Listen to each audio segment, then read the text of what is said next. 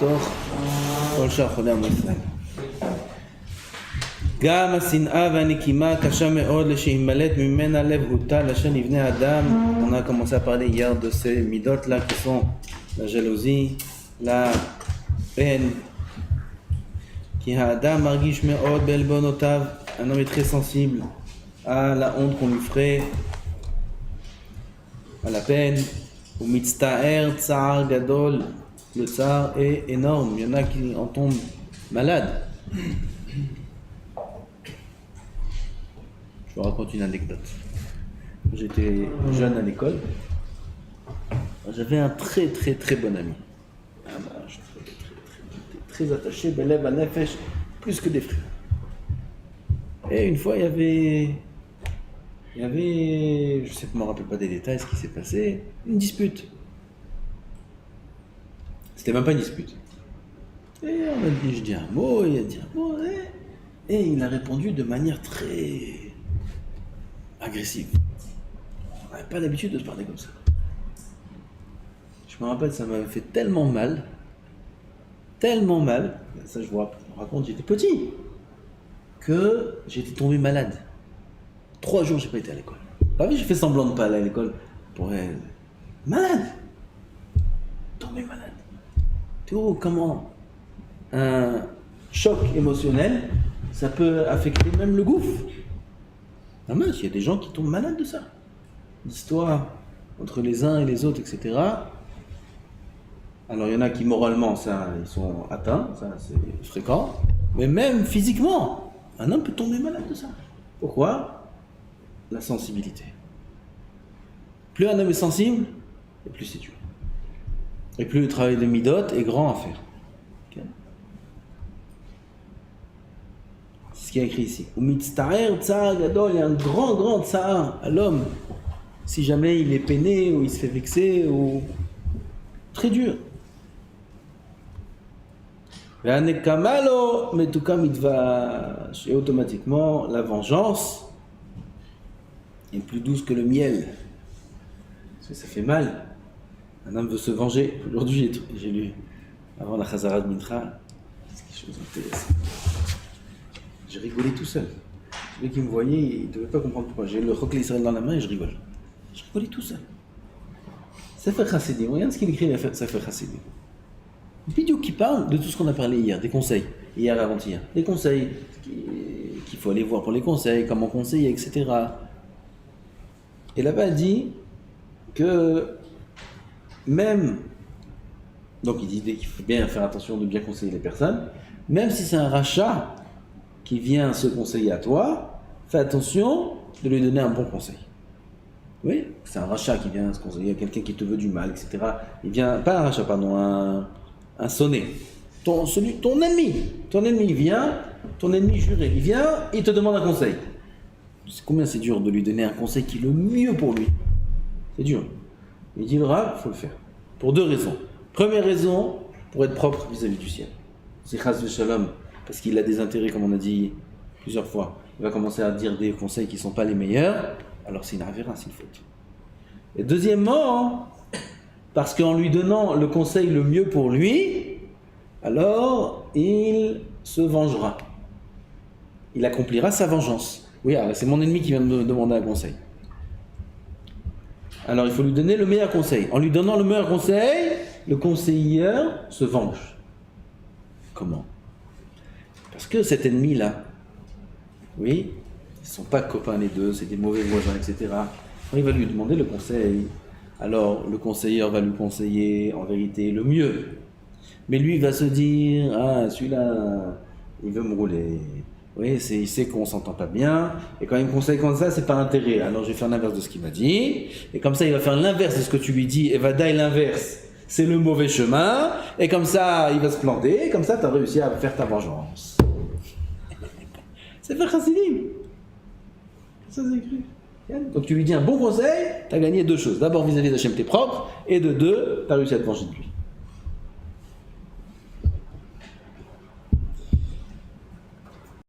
Tov, on revient à notre sujet. Donc on a dit la vengeance, puisque la souffrance est grande quand on nous vexe, Alors la vengeance est très douce. Kihi menuhato levada, c'est son seul repos, c'est son seul soulagement. Qu'est-ce qui soulage un homme quand on m'a parlé mal, on m'a fait du... Qu'est-ce qui soulage? La vengeance.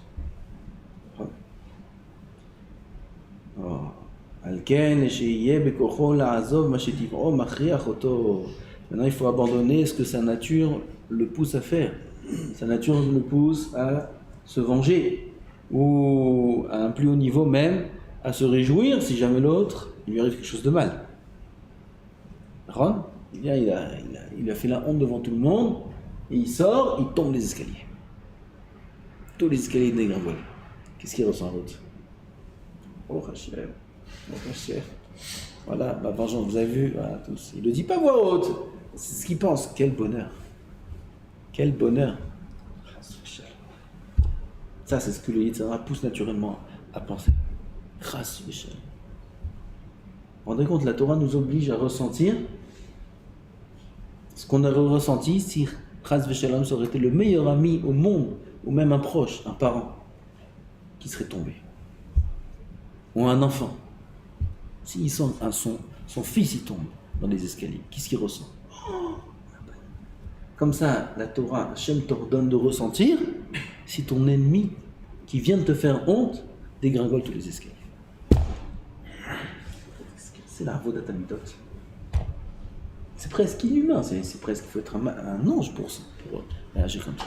Qu'est-ce que c'est Avodat Hamidot? Qui peut arriver à sentir une chose pareille que celui qui a 100% de beauté, Hachem, et qui sait que quand l'autre il vient et il me parle comme ça, c'est pas lui en vérité, lui c'est un tzaddik, c'est Meraverot, c'est moi le fautif, lui chas v'shalom de mal le juger, chas v'shalom de mal le considérer. Au moment même où il reçoit la honte, il ressent ça, il pense ça, et là il peut arriver à ne pas avoir de vengeance. Ve'ya'avor al midotav, qu'il laisse passer ses midot, velo isna mishe'ya'ir bo asin'a, il ne faut pas haïr celui qui a éveillé en lui la haine, il ne faut pas le haïr. Velo ikom imenu mizdamen lo shiuchal inakem, il ne faudra pas se venger lorsqu'il aura l'occasion de pouvoir se venger. Qui fait ça aujourd'hui? Celui qui revêt les midot, celui qui revêt d'Hachem, au niveau du Moussa, au niveau des Midot, il n'y a que lui qui pense à ça aujourd'hui. Le monde pense à ces choses-là. Velo itorlo, il ne faut pas garder rancune. Elle a été kol ishkach ve'asir milibo ki ilu lo haya. Il faut tout oublier et retirer du cœur comme si c'est jamais arrivé, comme si il n'y a jamais rien eu.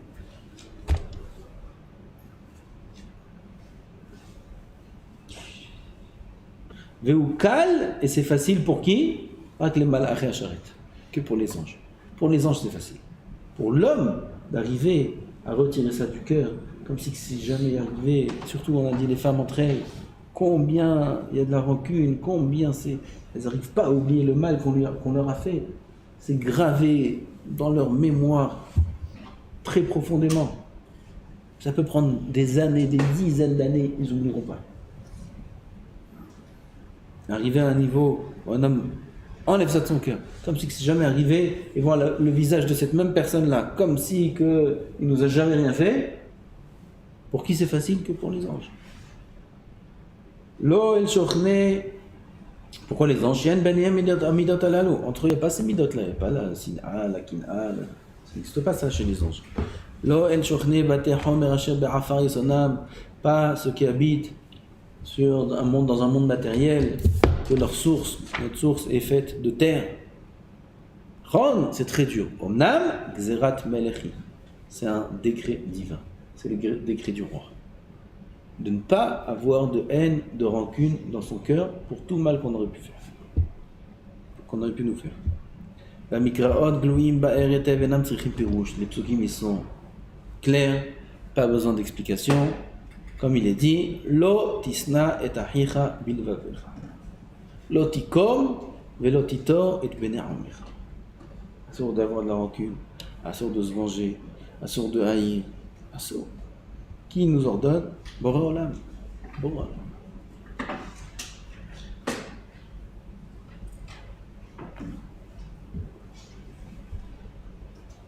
il faut faire un travail sur ça. On ne peut pas rester comme ça indifférent, passer au prochain sujet.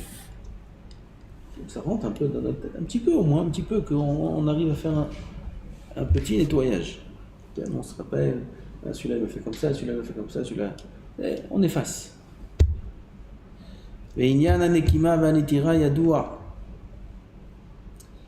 La vengeance, la rancune, c'est quelque chose de connu. Nekima, c'est quoi la vengeance? La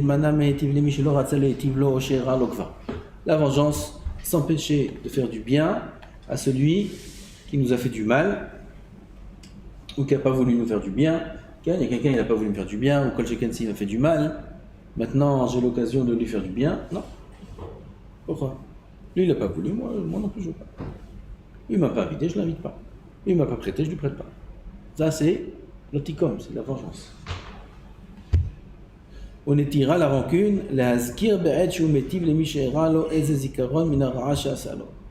rancune, c'est quoi? Lui rappeler, au moment où je lui fais du bien, comme la Gemara donne l'exemple, il vient, il me demande moi je lui demande un objet, il ne me prête pas. Lui, il vient, il me demande l'objet, si je ne lui prête pas, c'est Nekima, c'est la vengeance. Si je lui prête, au moment où je lui prête, je lui dis, ah, t'as vu, moi je ne suis pas comme toi. Hein. Moi je te prête, toi tu ne vas pas me prêter. Ça s'appelle Netira, la rancune. Ça aussi c'est un issur de Raïta. La Torah nous demande de prêter Belat Shalem. Le travail du Yetzer Hara, c'est de faire bouillir le cœur de l'homme. Chaud. Vengeance.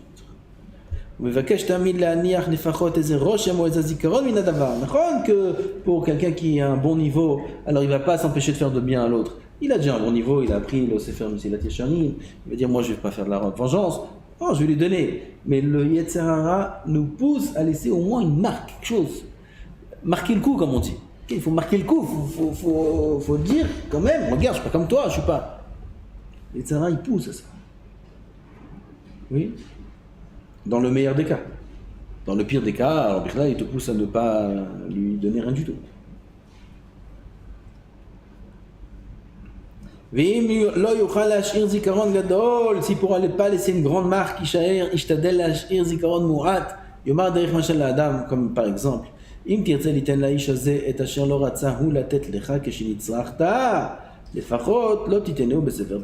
ça il parlait de ça.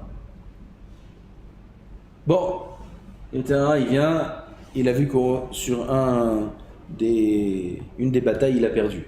Laquelle? Celle de se venger. Oui, quelqu'un est venu, il t'a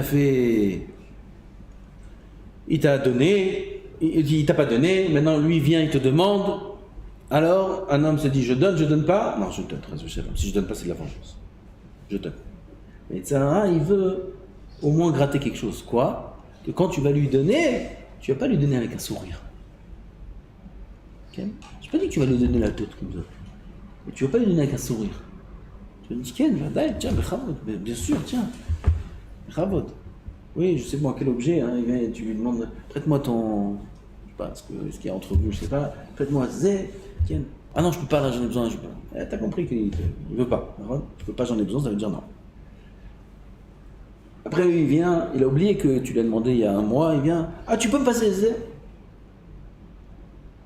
Il va lui passer, c'est un tzaddik qui étudie à l'Yeshiva. Il va lui passer. Okay. Il ne va pas lui passer comme s'il n'y a jamais rien eu. En disant, tiens mon frère, prends, vas-y. Pas faire un zakesorot comme ça. Prends l'objet. Pourquoi? Appelle-toi. Il va faire un remez. Ça y est, il a gagné. Au moins ça, il a gratté. S'il n'a pas réussi à te gratter la vengeance, il va te gratter la rancune. Tout ce qui gratte. C'est avodat amidot.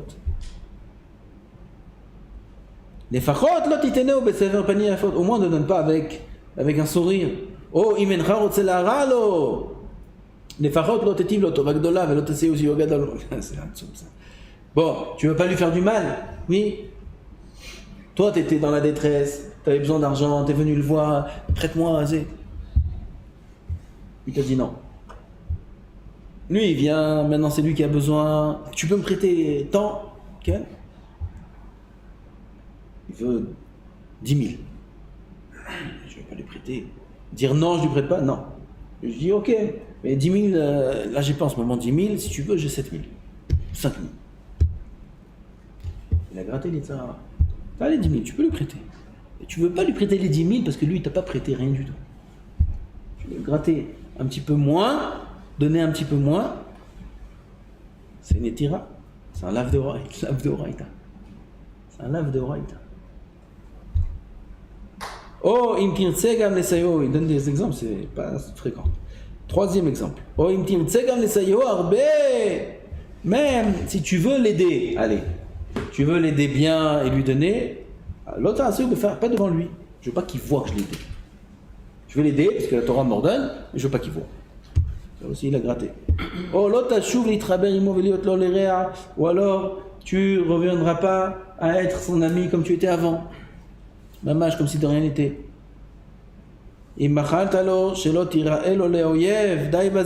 Ça suffit. Bon, je lui ai pardonné, ça y est, maintenant je lui fais plus la tête, on se fait plus la tête, on se dit bonjour. Hein. On lui dit, on se dit bonjour, au revoir, et ça va, tout va bien. Quand j'ai besoin de plus que ça?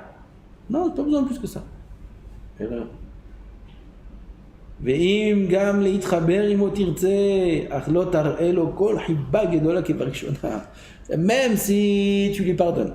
Et tu es revenu au statut de pas bonjour, au revoir, mais plus, on est des amis, mais je ne vais pas lui montrer la même amitié qu'il y avait auparavant. On va jouer, on va rigoler, on va être ensemble, tout va bien, mais au même degré qu'avant, non, un degré en moins. Ça aussi c'est assaut.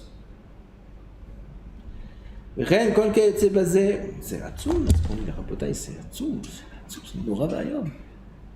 C'est Nora Bayom qui écrit ici. On parle de dinim de Oraita ici, on parle pas, on est dans l'Ekiyut Nachon, on est loin d'être au niveau du travail de la Nekiyut. C'est des dinim de Oraita.